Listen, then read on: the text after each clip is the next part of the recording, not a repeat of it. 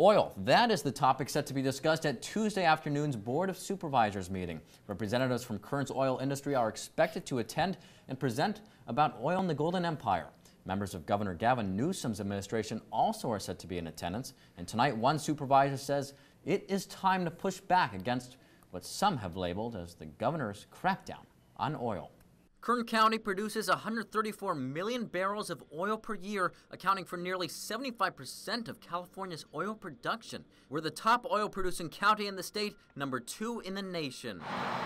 But last year, Governor Gavin Newsom imposed new regulations on the industry, including a ban on new permits for steam-injected oil drilling and a mandate that any new fracking projects must be reviewed by an independent panel of scientists. He is attacking our very way of life. 2nd District Supervisor Zach Scrivener is pushing back. He and fellow supervisors are inviting oil industry representatives and members of the governor's administration to attend Tuesday afternoon's board meeting, a meeting set to feature presentations from those who work in the oil industry. Every segment of our economy here in Kern County is tied to and dependent upon the success of the oil industry, and that's something that Governor Newsom and his people need to hear loud and clear. Representing Newsom, his very own Legislative Affairs Secretary, the supervisor of California's Greenhouse Gas Emissions Measurement Project, and the director of the Department of Conservation.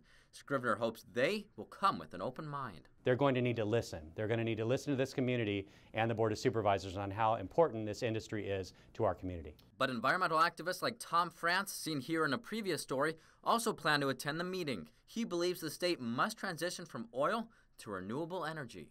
I definitely support what the state and governor are trying to do by cutting back the most energy-intensive oil production in Kern County. One of the benefits of cutting back this dirty oil production in Kern County is we will get cleaner air, and we have the dirtiest air in the nation. But Scrivener points out the Kern oil industry follows and invests in some of the strictest environmental regulations in the world. What's the governor's plan then? To increase the amount of oil that comes in from these countries that have zero environmental regulations, that have terrible human rights records?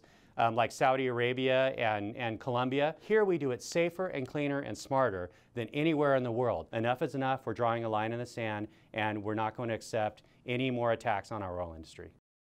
And coming up at 6, while unions representing Kern public safety employees are encouraging their members to attend the meeting.